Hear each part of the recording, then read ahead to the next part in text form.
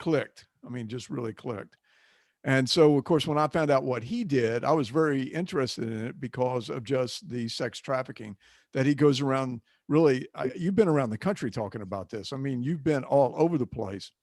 And so when he was able to, well, he retired. And so he and I started talking, and I asked him if he would mind coming and doing some of these presentations at some of the churches for me. So he has a great presentation. One day we might record it if he'll do that and show it to let us put it online for the membership.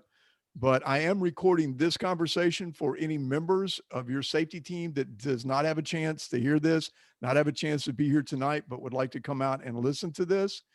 We'll have it out there so that everybody can see it. But I just kind of wanted to, he has a wonderful presentation. I'm not going to let him do it tonight because we have one more to go. But I wanted to talk to him and get him to talk to us about things that we need to be looking for as safety team members in our church for the wolves that are coming in. Like I said, he explained to me, and I'm going to let him tell the story about two people that he arrested, that once he got finished telling me the story and telling me a little bit more, I went back to my church and realized that we had our middle school and our high school together, and we were seeing predators. I mean, it was just as clear as day from what he had explained to me. And we pinpointed them and really started to work on kind of corralling them. I mean, they either had to follow our rules or they were not going to be allowed to come back on campus because we were watching them bring little girls into their posse.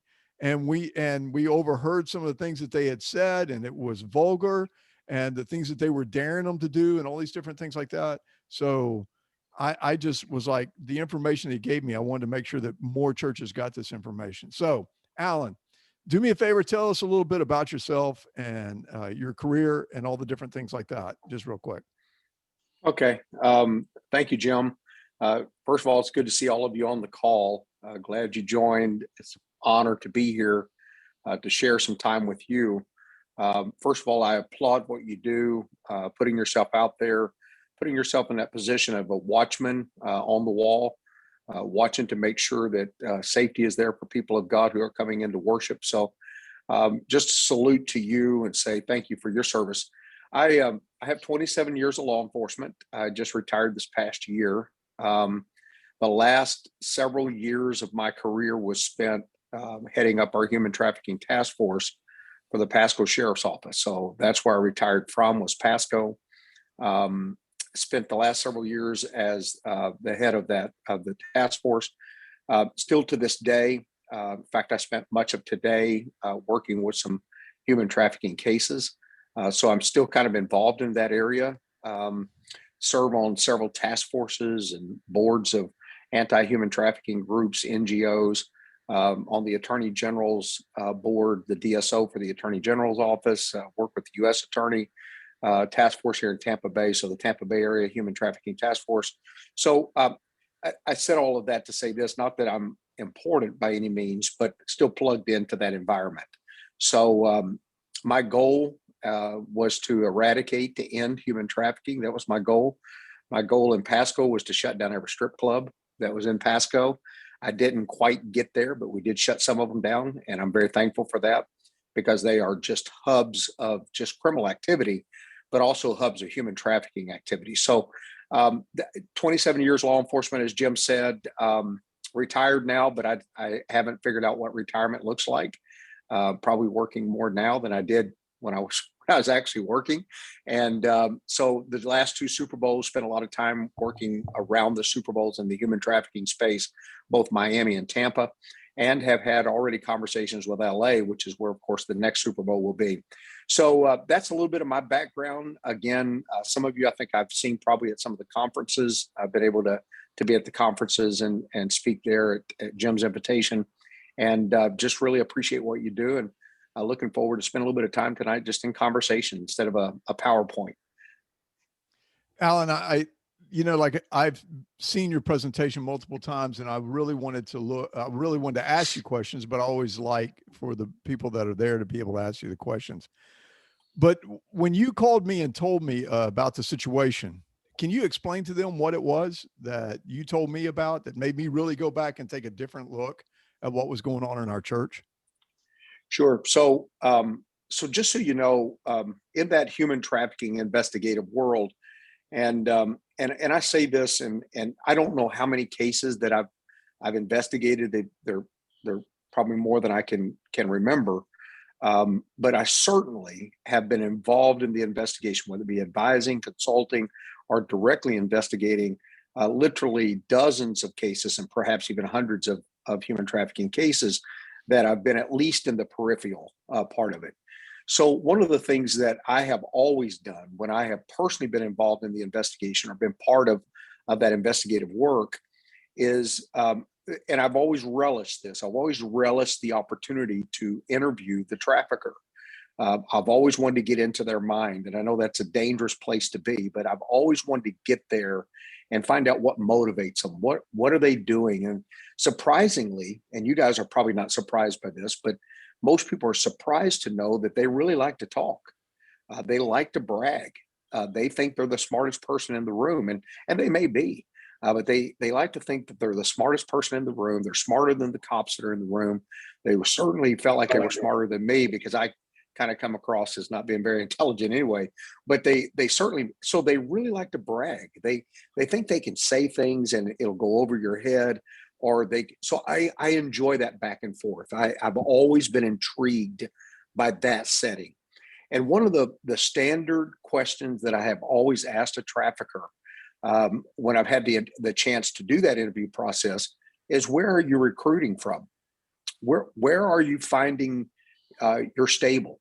Where are you getting those girls? And of course they call them bees. Where are you getting those bees that you're working out on the street or in a brothel or in a breeder hotel or wherever it may be that their operation is? And surprisingly, they're very open about telling you. It's kind of one of those strange phenomenons. But one of the things that surprised me is the last three traffickers that I had the opportunity to be part of the interview process and to observe the interview. In those last three, two of the three, and we're talking about rather recently, but two of the three, when asked, and it's the very typical answer that you get, is Nestor clubs. I mean, that's the standard answer you get, is they recruit out of Nestor clubs, and they'll take one right after the other. So you get used to that. You're expecting Nestor clubs. And if you don't know what a Nestor club is, that's a strip club that is typically kind of off the beaten path. It's not going to be one of your high end that's setting in the middle of a commerce district like a Dollhouse down in Tampa. That's not a Nestor club. That's an established club. A Nestor club is going to be clubs that are kind of stuck off the main drag. They're the beginner clubs where girls who are kind of learning the business will go and get started. They're learning how to work the pole. They're learning how to work the crowd. They're learning how to dance, or learning what songs they like to have played when they're dancing on the stage. It's in those Nestor clubs that a lot of the pimps will go and sit, and they'll recruit right off the stage. They'll find girls that they like. They find girls that they think that they can exploit, and they will begin that process of recruiting and grooming out of a Nestor club. So a Nestor club is a very standard answer. But two of the last three said Nestor clubs, wasn't surprised, but they said churches. That they're going after Christian groups. They're going into churches and recruiting. And there's some very real reasons for that. They find that girls in churches are very vulnerable. They find that oftentimes in churches that the girls that they're trying to recruit are in vulnerable places, because churches tend to open our arms up to broken people. And so and they also feel like that in churches there is a large degree of being not worldly. You know, they're not used to the ways of the world, and so that they're easy to recruit. Because girls in clubs, and boys, by the way, they recruit boys as well, but typically it's going to be girls in our clubs. So they're coming after our youth groups. And I shared that with Jim because one of the things that I found to be concerning is that a lot of times churches consider themselves, and rightfully so, as havens of peace, havens of hope, havens of safety. And we have that mindset that that's where we're at. But your job and your role and your calling is to be those eyes and ears, to look for the wolves that are coming in sheep's clothing, to be the watchman on the wall, to look for those who are not there to find hope and peace, but they're there rather to find vulnerability so that they can exploit that. So I found that to be interesting, but it's interesting as well because I was talking to an attorney yesterday, an attorney friend of mine who works legislation both in Washington D.C. and in state level to really go after pornography as a public health issue. So that's the role that this attorney plays. And when we were talking about this, about the recruiting, one of the comments that was made even from her was that it just makes sense that they would start coming after the churches because in many cases, the kids that are in our youth groups and the kids are there are so welcoming and opening, and they want to embrace new people that come in. And yet in that environment is a layer of danger that we have to be aware of. So I'm telling you from the trafficker's own mouth, they're coming for your kids. And I was going to tell you what we had at our church that, like I said, after we had sat and talked about this, we had our middle school and our high school together. And so we had already been watching 3 high schoolers that were bringing these middle school boys around them and having them go out and talk to the girls. So the way that this started was that they would come in and fellowship for 30 minutes, then they would go to praise and worship, and then they would break into small groups by their ages. Well, these 3 high schoolers refused to go to the small groups. They were only there for the fellowship, and they loved to get in when they did the praise and worship because they were able to jump up and kind of get next to these girls or, be closer to these girls. But when it came to them participating in the small groups, they refused. And so we kind of pulled them aside and said, either you do or you leave. And they truly wanted to fight us. They were upset. They had a posse, they had a following. People were asking us why. Now, one of the things that we noticed also was we had one group of people that were saying these guys are trouble. And we had another group over here that was loving them because they told them everything they needed to say. What is it, the words that you say all the time, Alan, what they want to hear? Absolutely. One of the things and I have a good friend of mine that was rescued out of the strip clubs in our area, worked Miami for a while, then came up in the Tampa Bay and worked. And she said that the one that got her, she was used to the guys that were coarse and slap them on the butt and squeeze their breast and things like that. And she said, I knew to look at, and here she is a dancer, an entertainer. I knew to look out for them. But the one that got her and became her pimp was the one who walked into the club, looked across the table and said, hey, just sit down. I just want to talk to you. And began to tell her about how beautiful she was. And when she turned the first trick for him in that trafficking setting, he looked at her and said, I am proud of you. It was the words she said that made her fall in love with him. They're looking for words like, you're beautiful. I'm proud of you. And the problem with the ones that they really are seeking out, the vulnerabilities that they're looking for, are those girls and boys who have not had a father figure in their life, a true father that will tell them. She said that was the first man in her life that ever told her, I'm proud of you. And she fell immediately in love with him and would do anything for him, and ended up traveling up to Cleveland, Ohio, went across to Las Vegas, different places that she was trafficking. You will not believe the horrific things that happened to her. Once she was caught into that environment, that trauma bonding began to happen in her life. But the bottom line is they know the right word. These are predators. They are like sharks in the water. They smell the blood and they can smell vulnerabilities. I've never seen the keen ability of an individual to go in for the kill as you do with these predators that are working as traffickers among our communities, in our churches, in our schools, in our society. And that's what we have to be watching for. Can you give us a description as a safety team of what we should be looking for while in the church? What are red flags that you would want us to pay attention to? Yeah, there's a couple things. We talked a little bit about them. We'll talk more just in conversation, but let me give you a couple of specifics. If you have young men, or sometimes young ladies will be recruiters as well, and those are the hardest ones to detect because they kind of come in and develop those female friendships there, and that connection becomes very tight. But the thing that you're really looking for is you're looking for a couple of different things. Number one, if they seem to really zero in on those who are having trouble in your church, the vulnerable, if they really seek out those that appear to be the most vulnerable in your youth groups, and that's who they spend their time really talking to and developing that relationship, that's a big clue.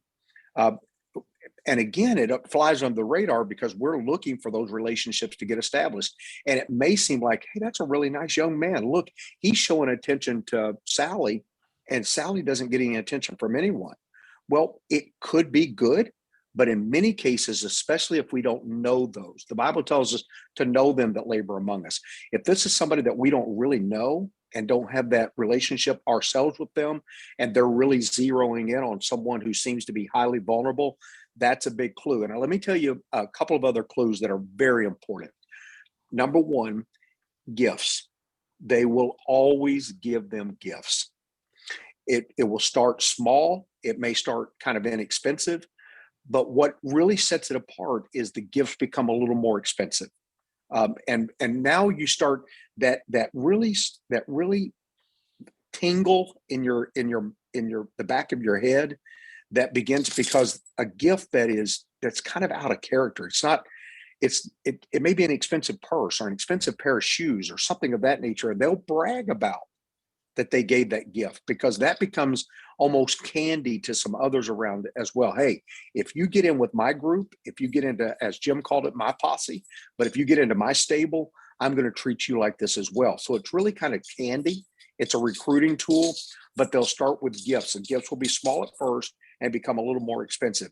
One of the other things, and this is critically important as well, they oftentimes will give something to the ones they're recruiting that has an ownership tag to it. And it's important to understand that. It will be maybe a symbol, maybe a necklace, but the necklace will have something on it that they identify with. So, we might see a necklace or a what do they call the things on your hand, on your wrist, a bracelet. The bracelet may have, so maybe it would have a cross on it, but in this case, it won't be a cross, maybe a lion's head. Maybe he likes to be referred to as Leo. Whatever that may be, it's going to have, because they love to brand their victims, but branding in the common sense is usually a tattoo.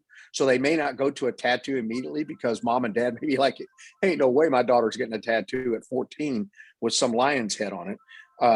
But it will be a bracelet. It'll be a necklace. It's going to be something, a pin, and they will insist that they wear it because they want to show ownership over that vulnerable person.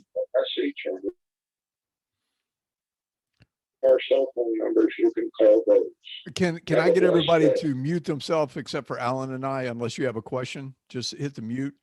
Alan, one other thing, because we get this all the time. I know I get it. When you tell church members that it can happen in their church, or they tell you it can't happen in their church, what do you tell them?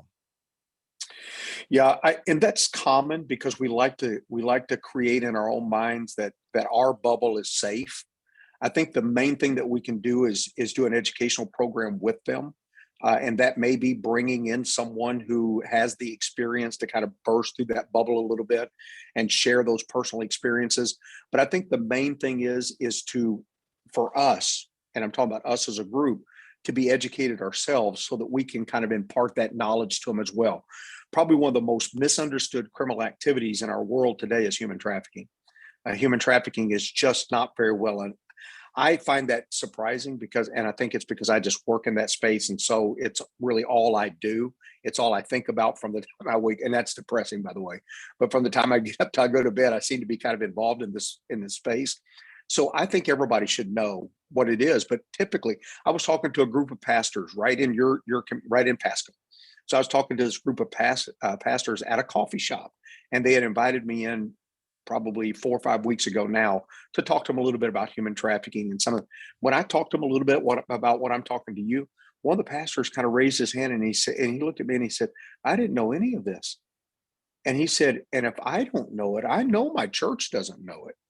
And I was shocked by that because I just think everybody ought to know about human trafficking. But we have to understand that there's a level out there of misunderstanding of what human trafficking is. And so the key is for us to become educated, to share that knowledge and kind of burst through that little bit of, we don't want people to live in fear. But at the same time, we want them to walk, as the Bible says, circumspectly, which means to walk aware of what our surroundings are, aware of what's going on around us. And that's what we want to get across. So help us understand kind of what we're talking about when we're talking about the human trafficking or sex trafficking that we would see inside a church. Now, they're not going to take the kids out of the church. They're probably going to leave them there. But what would they be requiring them to do? I mean, what would be the things that you would see so that we kind of really truly understand what we're talking about as far as a church? Because most of the time, like you said, we look at movies, we watch movies where a daughter or a son is kidnapped and they're taken away and they're sold on the market and stuff like that. But that's not what we're talking about here. We're talking about it happening right inside our church. Yeah. So the two things that I would say to that. Number one, there are 4 stages to human trafficking. And it's important to understand what those 4 stages are. Number one is the recruiting process. And that's what we've been talking about a little bit. That's when they begin to develop the friendship. They begin to smell out the vulnerability of that girl or that boy that they're going to be using in trafficking. So that's the recruiting stage. Then there's the grooming stage. This is where, so recruiting is something that's going to be visible. If your eyes are looking for it, you'll see it. You'll see the recruiting tactics. And we talked a little bit about those. The second one is going to be grooming. Grooming is where they begin to condition them for the life they're about to put them in. So they begin to slowly desensitize them to what would be normal family life. They desensitize them and begin to sensitize them to what's about to happen to them. So they're going to introduce things that are going to be pornography. They'll start introducing softcore pornography to them. It'll typically come in text messages. So they'll start the sexting. Now, I will tell you, and I know this is, and I hope I keep my audience tonight, but I will tell you that among kids, sexting is huge. Even among kids we wouldn't think are doing it. It's a curious thing, I think, to them. And so they kind of get caught up in it. But what will end up happening is they'll start exchanging pictures.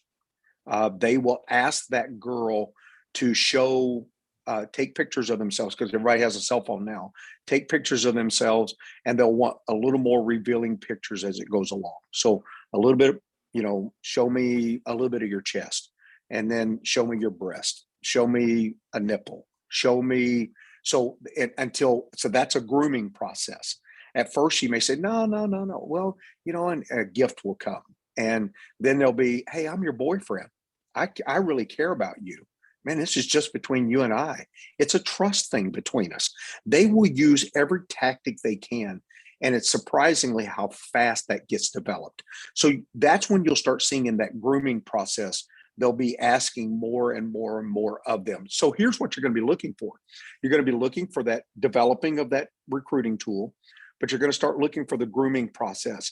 And typically what happens is word begins to spread. You need open communication. You need to build trust, and you need to let them know that we have an environment here where there's no judgment for what's going on, because you're going to you will hear things that will blow your mind, and you can't let it be seen that it just blew your mind. So that's where you're going to really pick that up. Once they start the trafficking, it really goes undercover at that point, because now you're going to get sneaky behavior. They're going to be sneaking out of the house. They're going to be doing things like getting off campus. So here's what will happen. There'll be a youth activity, and they'll be telling mom and dad, hey, I'm going over to the youth activity. Oh, great. Sally is really getting involved with the youth group. That's fantastic. But instead of going into the youth group, they'll sneak off campus, and they'll be gone for when that youth activity time was supposed to be. And typically will show back up right before the activity ends, so that they're there to be picked up by mom and dad. These kind of behaviors become, highly suspicious. And that's where being aware that those things are happening will be your indicators and red flags. So does anybody have any questions they'd like to ask? It's important to ask them right away because I've got to go eat some Raisin Bran.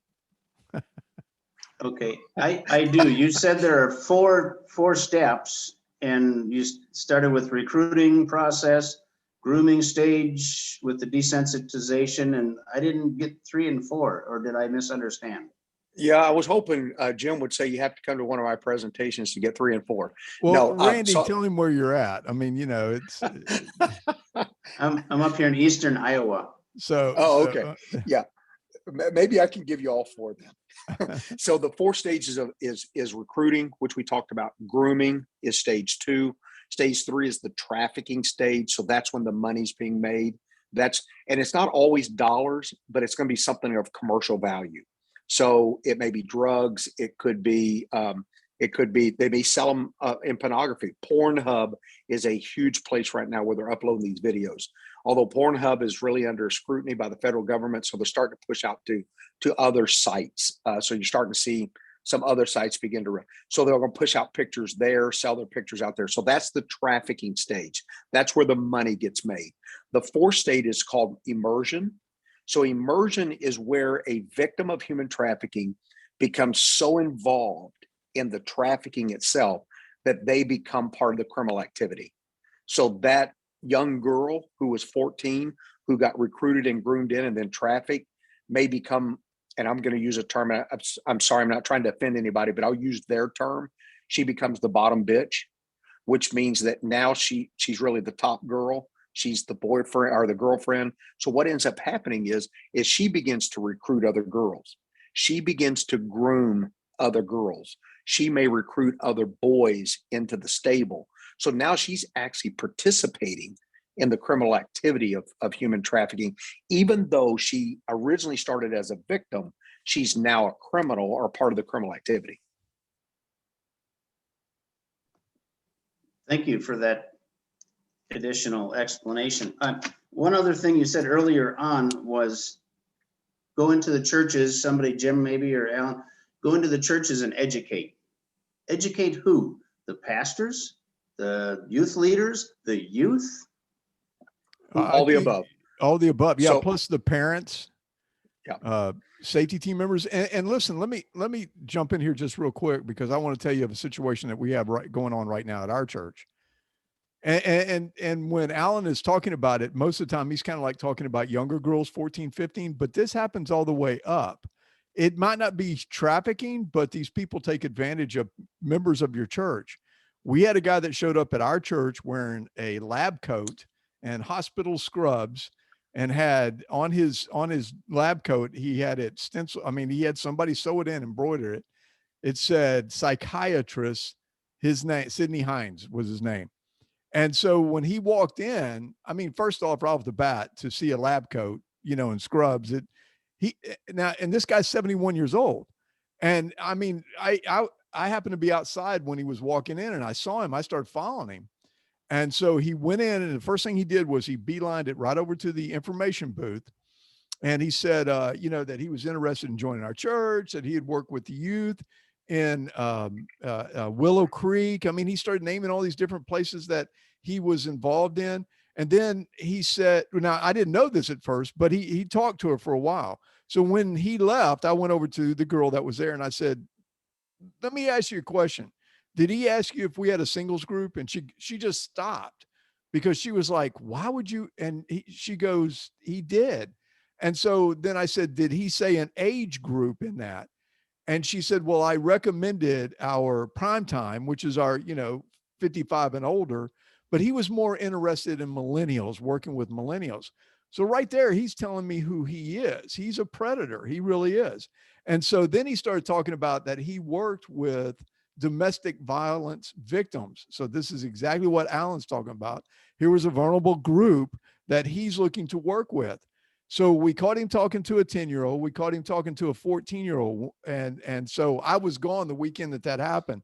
So the next weekend I came back, and plus I did my own homework, which go out here on the internet, because trust me, he had given us his name, his date of birth, all that stuff like that. And I went out and started looking for him, and I found him right away. And he had been arrested for impersonating a senator. He had been arrested for fraud. He had been arrested for all sorts of things like this. So when we found out all this information, I pulled him aside and said, listen, we're a church that believes in redemption. We're a church that believes in grace. But if you come back in this church with this deceptive costume on, because that's all it is, you're not a psychiatrist. I said, I can tell you that right now. I don't know when you think you got your degree, but you're not a psychiatrist. And so he's been back to the church, but he's still a predator. We know it. He came back to the church in normal clothes. Let me say this. He came back the weekend after Christmas and had a Christmas sweater on and walked into the worship center and turned on the lights that were on his Christmas sweater that were going flashing around. So of course, then we had to go speak to him again. This is distracting in the church. Please knock it off. But we see him constantly going up and talking to younger women. Now we follow up. As soon as he walks away, we go and talk to them, because all I need to hear is one suggestion of getting together for coffee or something like that. And we're just going to tell him we're not the church for him. We're just going to ask him to leave. But like I said, it was so obvious when he walked in the door with this lab coat on with, psychiatrists, because we have a couple that we have 2 psychiatrists in our church that work with, church members. And I looked at them and I said, do y'all even own a lab coat? And they were like, no, it was just bizarre. But so what I'm trying to say is it doesn't have to only be younger men with what you're looking for. It could be anybody that you start to notice. And hey, we've talked about the threat profiling. You start to watch these guys going around and talking to these ladies, and you start to see them push off on them. Something's not right in that conversation. And you got to be a little bit bold. I'm sorry. Are you okay? I just saw you you seem like you were upset with something this guy said, especially if you don't know who it is. I mean, that's the biggie. I had people talking to this guy, trying to find out as much as we could. And like I said, when he started telling us that he was a psychiatrist that helped domestic violence victims, I said, okay, we need to have a chat. So. Yeah. And just to kind of follow up on that and circle back to your question, every segment of your church needs to have training. But the difference would be, the only thing I would suggest in that is to make sure you get the right person to train, because each of those different populations is going to need a little bit different training. And I'll give you a case in point. I love to come in and talk to pastoral staff. I can be as raw because I know that I'm talking to mature believers. So I can really drill in on some of the behaviors and some of the areas. But one of the reasons I also like to talk to pastors and pastoral staff is that the group in your church that you're going to get a little bit, as a safety team, you'll get a little bit of pushback from, is going to be your pastors. Yeah. And the reason, and I don't say that in a bad way, but their heart is to reach everybody. They believe, and I believe this too, that nobody is past redemption. And so their heart is going to be, well, we need to be out there embracing everyone and bringing everybody into the church. And so for them to get that understanding that evangelism, which is the life's blood of a pastor, and to reach the lost and the most broken people, if they can reach the broken people, that's their mission. And so, but also to understand that there's a role for the watchman. I call it the warrior poet. There's a role where the poet needs to be there that speaks with love and grace and beauty, but that same man needs to be a warrior as well. And I call them warrior poets. And so that warrior who, when it's time to fight, will fight to the death. But when it's time to love, will love to the death as well. And that's what David was. David was a warrior poet. He knew when it was time to fight, and when it was time to fight, he was violent. But when it was time to love and redeem and restore, he was a man after God's own heart.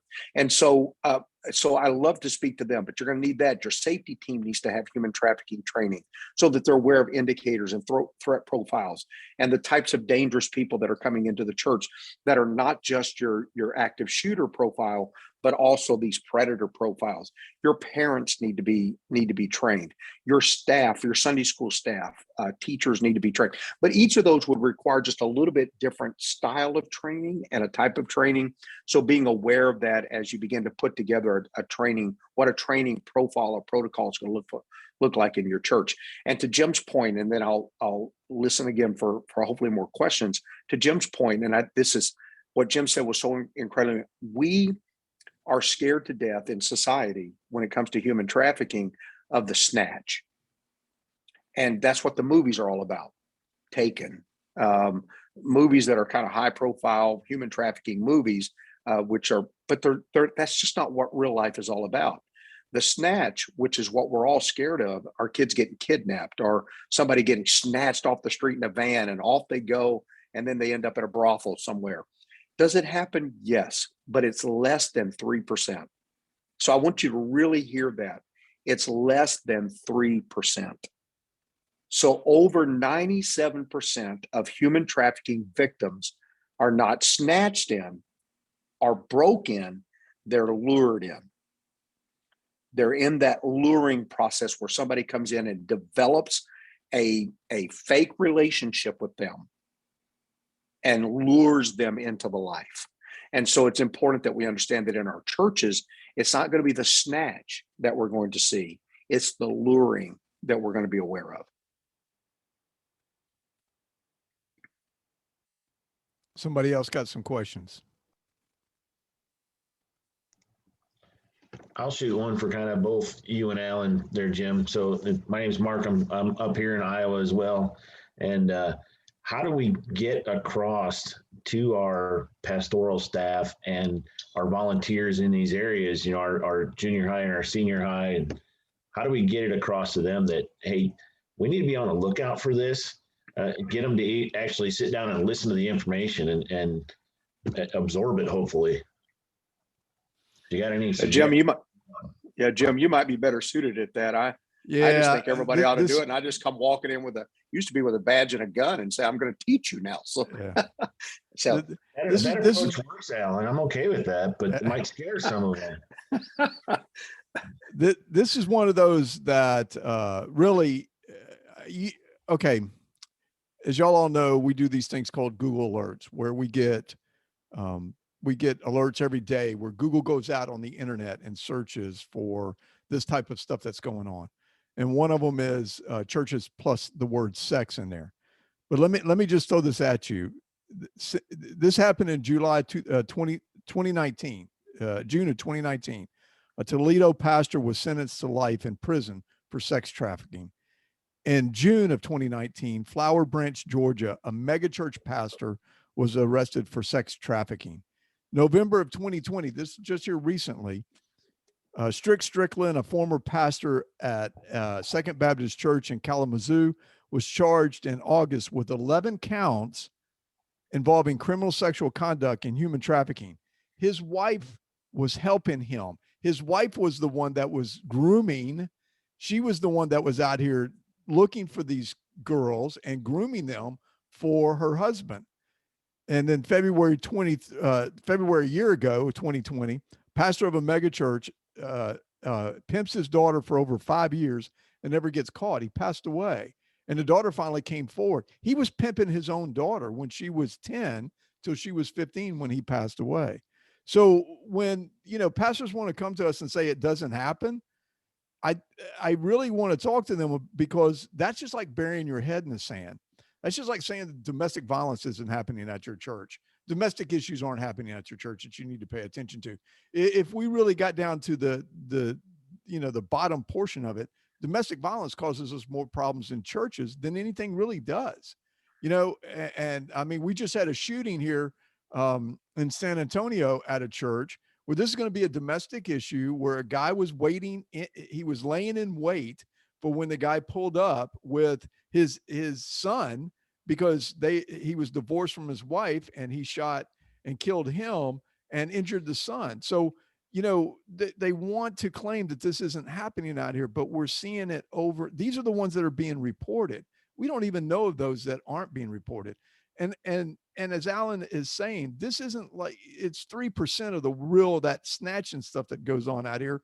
What was it you that told me about this, or did I hear it from somebody else where a pastor's daughter was groomed? And once she performed sex with her boyfriend, he said, well, I want you to perform sex with this person because he had taken pictures. And he said, if you don't, then I'm going to show this to your dad. She was stuck in there for a year or so. So these are the type of things that we need to be paying attention to, especially if you have a large youth group like I do, that I got to be watching. We spotted something, Alan, it comes back to what you just said, and it triggered it again. 4 weeks ago, I was ready to leave the church and I saw an Explorer pull up and 3 of our female high schoolers get out of the Explorer and this boy drive off. Well, I thought maybe he was, I didn't think anything at that moment. But then this last yesterday, when I was at church, one of the volunteers came to me and said, hey, I just watched 3 girls get into a Ford Explorer and drive off with a guy. That was it. I was like, oh my gosh, here we go. They're telling their parents that they're here and they're going to get into this Explorer and leaving. So, Alan just reaffirmed what my suspicions are. So when we have these things going on, we need to be paying attention. Listen, I confessed, Alan, I'll confess to y'all. I was one of these guys. You've heard my testimony a little bit. I used scripture. I used the gospel to attract women because I could go into a church and I was a halfway decent looking guy and I could quote scripture because I'd learned it when I was little, but I was mad at God, but it was a way to pick up women. Now I'm happy to say that nothing ever came like what Alan's talking about, but I could see where it could have easily happened. So, I mean, these girls are looking for nice guys that are nice. And when I would walk into the church and, I'm on the police department, I'm well groomed, I'm all these things like this. And like I said, in high school, I could speak to scripture and stuff like that. I had girls all over the place. I had those that were on that kind of side. And then I had girls that were bad girls over here that I, was involved in. So I can really see where what he's talking about happens when these girls get emotionally set up with these guys. And then, things happen. Like I said, I've got stories because people go, I don't know if I would want to go to your church because I'm afraid of what I would see, or I want to go to your church because of the on-the-job training. We had a sexual predator that came in and started grooming the gatekeeper. And at the same time, he was grooming the 13-year-old daughter. And when we spoke to her about it, she got mad at the church and wanted us kicked out of the church. But then later on, she found out the truth and came back and thanked us for what had happened. So, it's out here. And I'm going to tell you, if your pastor doesn't want to listen to you on it, you got a hard road on it. And I know your pastor.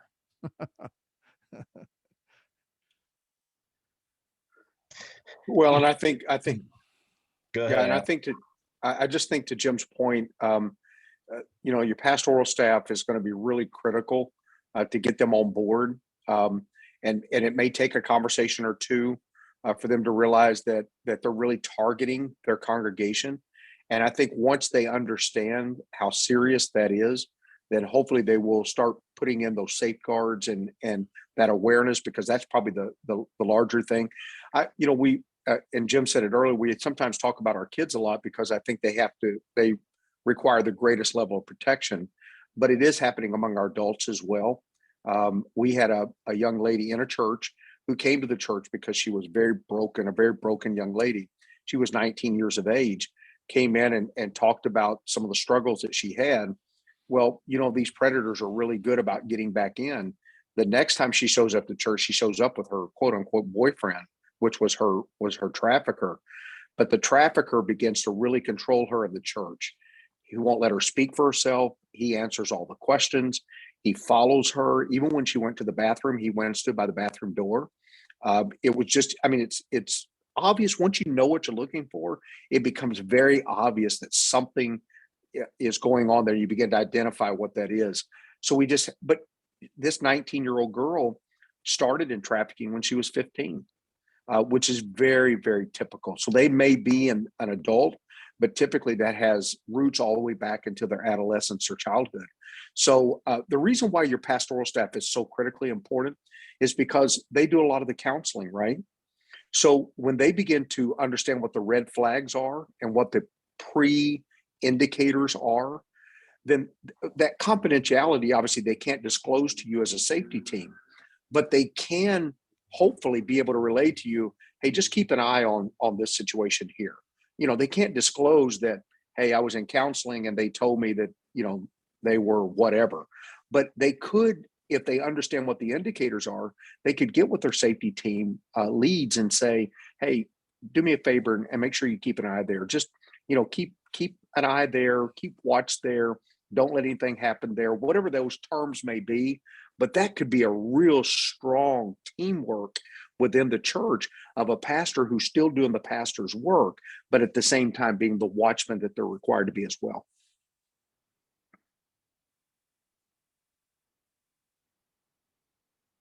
So anybody else? This is your chance. Alan's getting old, so I can't keep him up too long. Ah, that's the truth. Randy, you got something? I do. Jim, you probably know this, but Alan, I think you might have a better explanation. Can you maybe spend a couple minutes describing the different layers of these organizations? We're looking at, okay, there's somebody that's same age, a little bit older, coming in looking for someone vulnerable, but eventually it turns into money. Follow the money. There's a hierarchy involved. Could you speak about that a little bit so we have a better understanding of what all is really going on? Sure. So when I started in this business 27 years ago, most of this was just street prostitution. I mean, that's really what we were looking for. So it was sidewalk transactions, as we called them. You know, you'd have the car drive up, the girls walking in a little skimpy outfit. They talk about how much for a date. Around the corner you'd go, or into a 1-hour hotel. And that was typically the operation. And they were more mom and pop local pimps that were running 2 or 3 girls in their stable.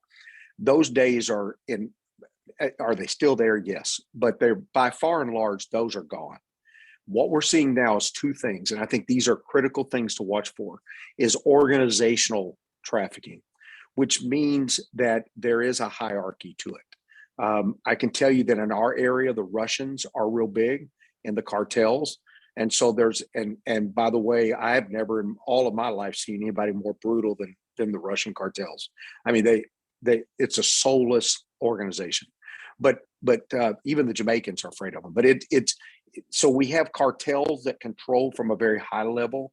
And then you have those middlemen, and those may be your gangs. So your biker gangs may be involved, your true street gangs, Bloods and Crips, and Angus Valley Boys and local gangs. So your gangs have a hand in this as well.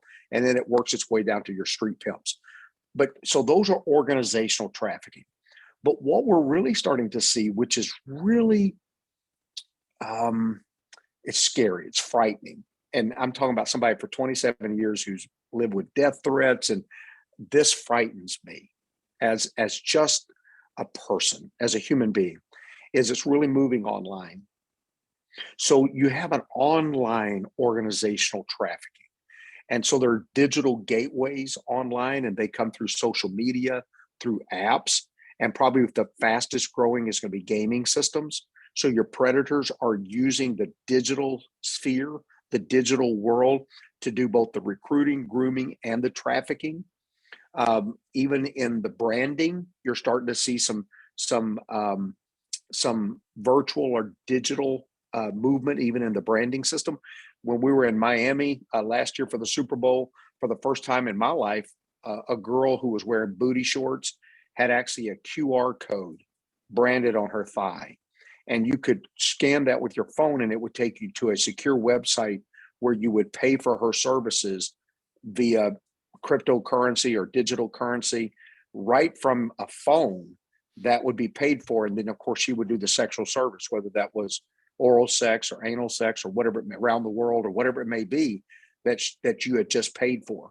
from her body. Her body was not only the money maker, it was actually the advertisement and the payment system was on her body. So we're seeing things like that, which has an organizational component to it, but it's also this controlling component that really spreads that into a much larger area. So you're right about that. We're moving from those solo operations into really organizational operations as well.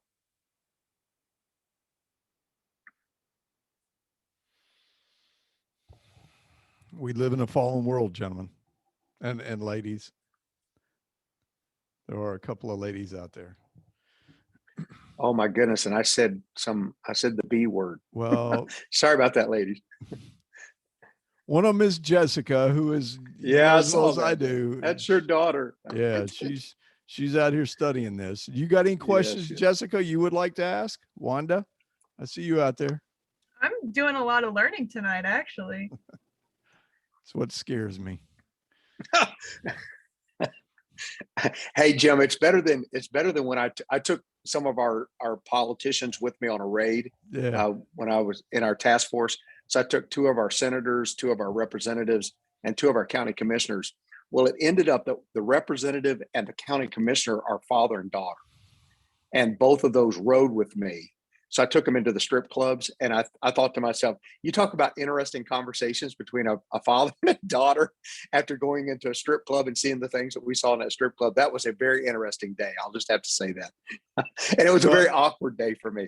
Well, it's kind of like the time I went over to pick up Jessica. She was over at Daytona, and I just read a really good study on active shooters. I mean, there were 4 things that they saw in every single one of them, in almost all of them. And I found it very interesting what they were pointing out. And she had just read a good book on serial killers.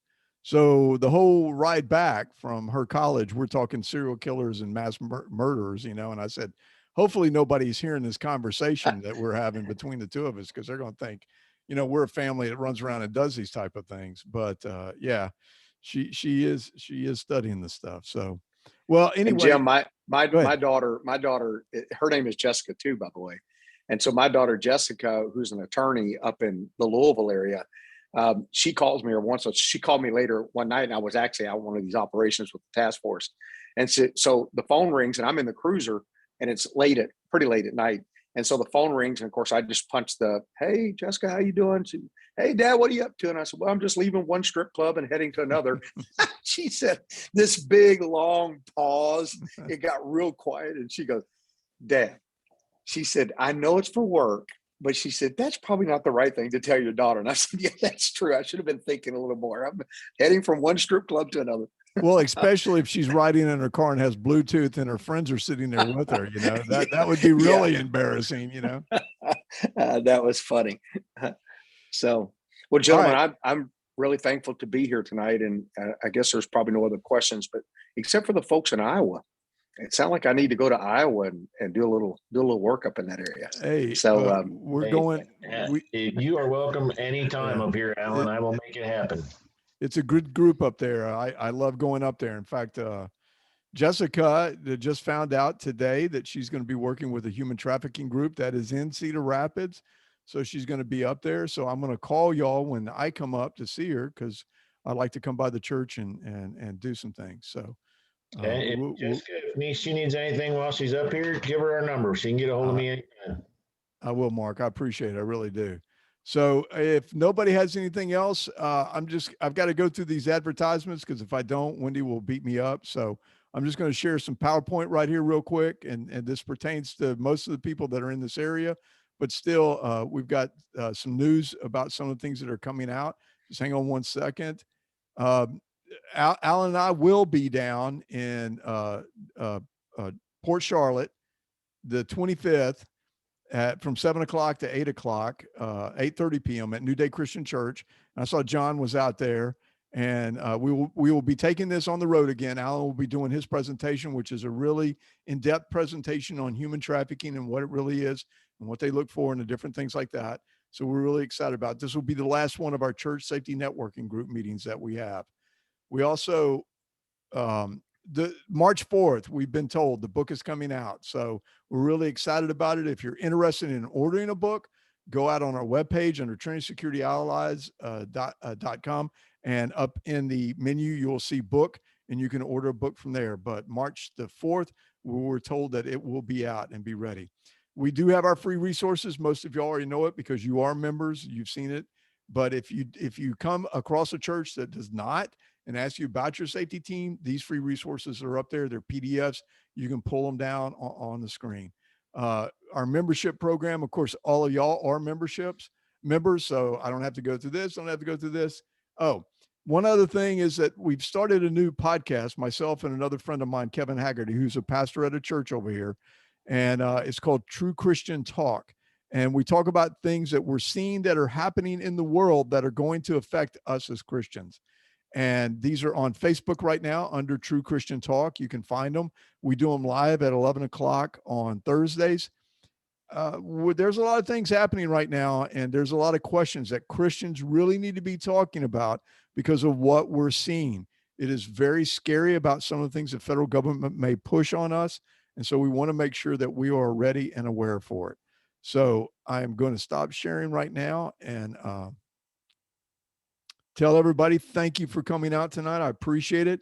And if there's anything, if there's anything you need, contact me. If you have other questions that you'd like to ask Alan, please contact me.